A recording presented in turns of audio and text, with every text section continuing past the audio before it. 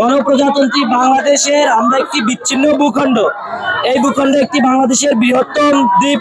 এই দ্বীপে বাংলাদেশের যে নাগরিক এবং মৌলিক সুবিধাগুলো রয়েছে, আমরা এই দ্বীপের সাধারণ মানুষ এই সুবিধাগুলো মৌলিক অধিকার থেকে বঞ্চিত রয়েছি।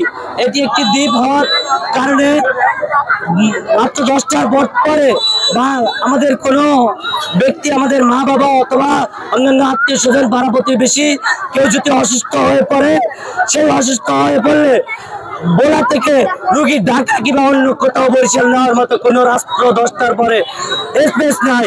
তাই আমরা আমাদের গ্রামে একটাই আমরা বোলা বরিশাল সেতু চাই। আমাদের বোলায় 19টি গ্যাস ক্ষেত্র রয়েছে।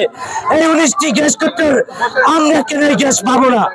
আমাদের একটি 250 শয্যা মেডিকেল কলেজ রয়েছে। এই 250 শয্যা মেডিকেল কলেজে 75 জন নেই, ভর্তি করলে শুধু ভর্তি হয়ে পড়ে থাকতে হয়। আমরা কোনো রোগীর সুবিধা পাই না। এই রোগীর সুবিধা পেতে হলে আমাদের একটি মেডিকেল কলেজ রয়েছে। আমরা বোলা বরিশাল সেতু চাই, বোলাতে একটি মেডিকেল কলেজ চাই, আমাদের বোলার গ্যাস দাঁড়িয়েছি। আমরা এখানে অবস্থান কর্মসূচি আমাদের বর্তমান সরকারের প্রধান উপদেষ্টা প্রফেসর ইউনূসকে বলতে চাই, আমাদের দাবিগুলো অচিরেই মেনে নেন।